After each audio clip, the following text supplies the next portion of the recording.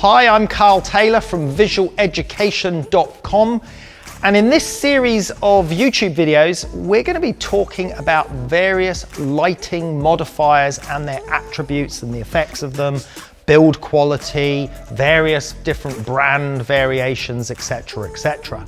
Now, to kick this off, we're looking at the very basic standard reflectors that come with most studio lights. So lots of different brands have different reflectors. Here I've got a Godox light with its standard reflector that goes around the bare bulb. Here's a different one from, I think, an aperture light. Here's one from a Broncolor Cirrus, although this is a wider angle reflector. And over here on this studio light I have what I call the standard P70 reflector that attaches onto the bare bulb studio light. Now, if you want to understand a little bit more about studio lighting, here I'm just turning the modeling light on and off. That's the light that just allows the photographer to see what they're doing. The actual flash tube that fires to take the picture is wrapped around the model light, and that bursts when the camera is fired. We have a whole video explaining all of the details of studio lighting, so you can check that video out if you'd like to know more. Now, let's get a basic understanding of these modifiers. This is the sort of simplest modifier out of all the various modifiers, such as softboxes, scrims, parabolic lights, strip lights. This is the basic modifier, but good to start somewhere. So, bare bulb lighting in this situation means we have no modifier on our studio light whatsoever. And when we have no modifier on our studio light, the light escapes in all directions. So right now the light is going forwards, it's going up, it's going to the side, it's even coming backwards somewhat. So it's this sort of light going out in all directions, bouncing off the studio walls if you're in a studio space, or if you're outdoors, disappearing into the ether. Now, a bare bulb studio light gives very sharp, hard shadows, as you can see on the wall there, and that's because the light is a small light. Relative to your subject, it's a small light, and small lights create hard, sharp shadows. Big lights create soft shadows or no shadows at all. Now, a lot of that light energy is getting lost if we're taking a picture of a subject there, because a lot of it is bouncing around the studio and escaping where we don't want it. What a reflector like the P70 does is it traps that light in this parabolic reflector, and it funnels that light energy, throws it back forwards, and gains us a hell of a lot of light. So if we look at the wall, for example, now, as soon as I put the P70 reflector in, you can see now I've got a more concentrated beam of light happening here. Now, if you've ever wondered what the term P70 refers to, well, the number refers to the angle of the beam that is coming out of the reflector.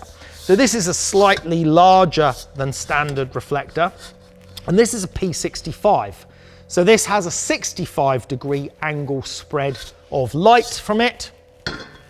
This one here is a P45. You can see it's longer, deeper, funnels the light more accurately, creates a smaller spot of light, and we'll look at that in a second.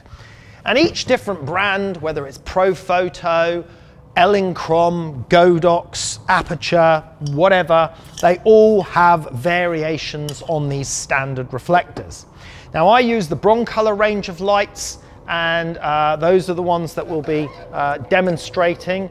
But again, keep an open mind, realize that a lot of the modifiers that we're going to be talking about, there are similar versions or alternatives available in other brands. So if we look at the effect of the light on the wall, the spread of light is running from about here at the moment to over here, and this is the 70-degree angle. But interestingly, Urs Recker has informed me that the definition of the angle is based on a measurement of exposure. So our brightest part of the exposure is in here at the moment, and if the exposure falls more than one stop darker than the center, then that is out of its angle. So that's how they define the angle. But you could already see the angle from just looking at the light on the wall. So if I change it for the 45-degree reflector, memorize what you see on the wall there now. Let's take that off and pop this one on. And there you go. You can already see that's a much narrower beam of light, a tighter angle of degrees, and that one is the 45-degree reflector. Now, interestingly, the P70 reflector is the standard for the bronze range, and this is the one that then therefore takes accessories. But again, with the other manufacturer brands, they will have a specific standard reflector that holds honeycomb grids, barn doors, gels, etc., etc. So let's take a look at that in relation to this one. So one of the most common accessories for a standard reflector is a set of barn doors. And in this case, the barn doors double up as barn doors and also a gel holder. If you look at the reflector itself, you'll notice a raised ridge around the outside. That's for the barn doors to clip onto. And you'll see an inset ridge on the inside, and that's for honeycomb grids to slot into as well. So here I'm going to fit the reflector into the barn doors. Now it's secure in there, and I have these barn doors. So let me show you what barn doors are used for. So if we attach the reflector back onto the light, the result is exactly the same, no change whatsoever there. But if I start to bend the barn doors in, you can see I can control the spill of light a little bit tighter, a little bit narrower, stop it spilling out top and bottom if I want to. And this is very useful when you're working in a studio environment. You might be trying to light a back wall, you don't have a lot of room, so you've got your model here.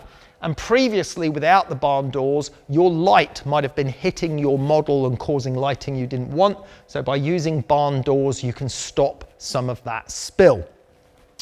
The other great reason for barn doors is that they hold gels. So you can attach a gel inside the barn door, and you can see we can use different colored gels to create different effects. So there's just a blue gel, or for example, I could use a neutral density gel, which will reduce the power of the light, or a polarizing gel if I need to polarize the light.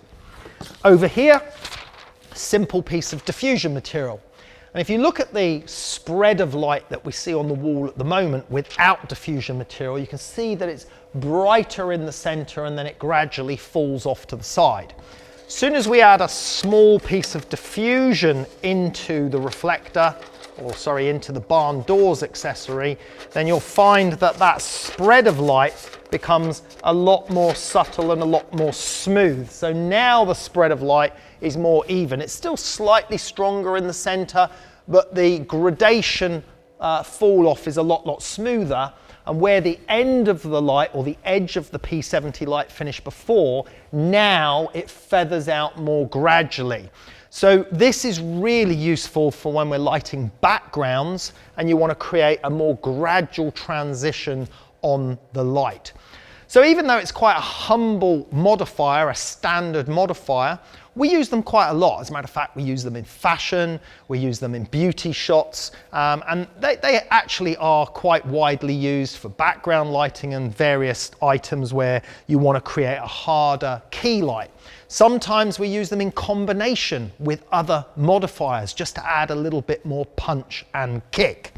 Now, over on Visual Education, we have this really cool app that we developed. And this app shows you a model using various lights. And you can basically choose the light that you want to demonstrate and show, and you can compare it to any other modifier. So in this instance right now on the left, we have the bare bulb studio light. Right now we're looking at it with a 120 by 30 centimeter softbox, and you can see the huge difference that makes. But if we go back to the P70 and the standard reflector, even with the P70 reflector, you can see the difference that it makes compared to the bare bulb light. You have a more concentrated beam of light on the model's face and a bit more fall off on the body.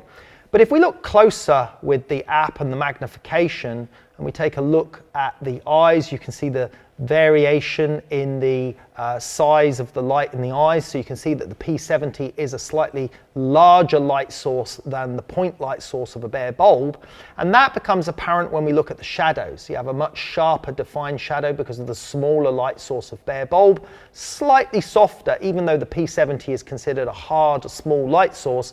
It is obviously bigger than a bare bulb and therefore changes the definition of the shadows.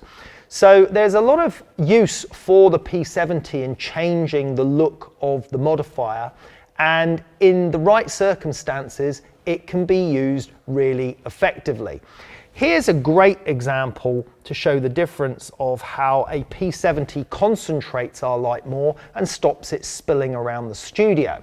So we have a harder, higher contrast light here, even though the shadow is softer. Here the shadow is a harder shadow, but overall the shadow density is lighter and the studio area is lighter. And that goes back to what I said earlier, because the bare bulb light bounces around the studio and reflects off of the studio walls and then fills in that shadow.